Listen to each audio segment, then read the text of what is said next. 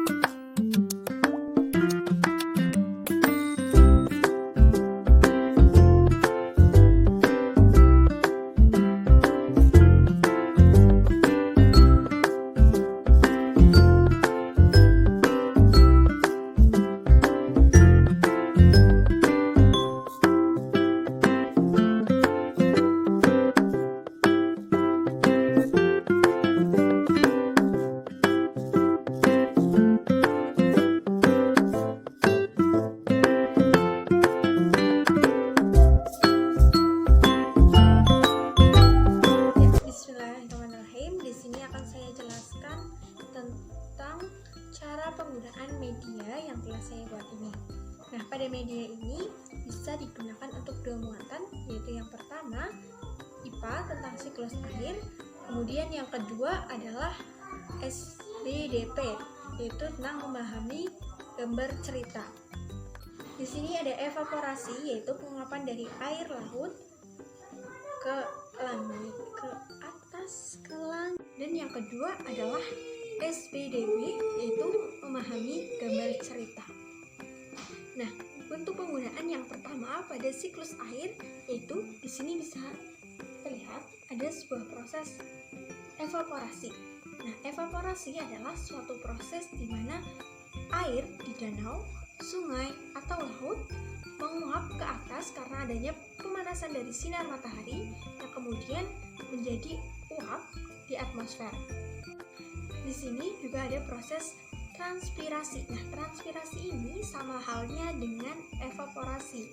Namun, bedanya pada transpirasi ini terjadi pada jaringan makhluk hidup seperti tumbuh-tumbuhan.